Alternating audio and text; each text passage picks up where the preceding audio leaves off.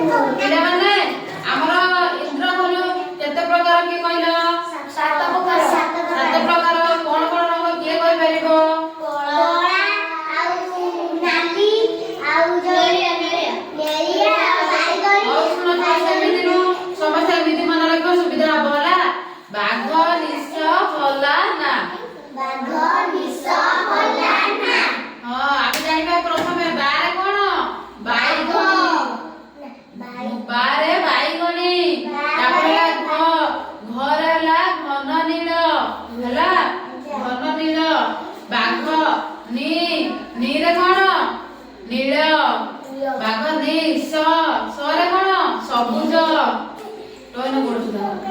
ବାଘ ନିଶ ସରେ ହେଲା ସବୁଜ। ବାଘ ନିଶ ହରେ ହଳଦିଆ ହ। ତାପରେ ଲାରେ କଣ? ଲାଲ। ଲା ନାରେ କଣ? ନାରଙ୍ଗୀ। ମନେ ରହିଲା?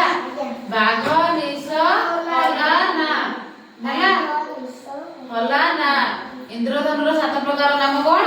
ବାଘ ନିଶ ହଲା ନା। ଏଇଟା ମନେ ରଖିବ ନା ମନେ ରଖି ଜଣେ କହିଦେଇ ପାରିବ ହେଲା। ମୁଁ କିଛି କଲର ବି ଦେଖେଇବି କହିପାରିବ ନା କିଏ କି କଲର? ଏଇଟା କଣ କଲର କହିଲ?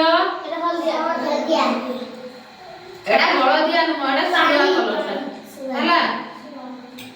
ଏଇଟା କି କଲର କହିଲ? ଏଇଟା ଶାଗୁଆ।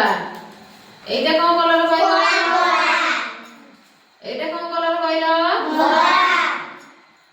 ଏଇଟା କଣ କଲର କହିଲ? ତାହେଲେ ହଳଦିଆ। ଆଉ ଏଇଟା କଣ କଲର କହିଲ?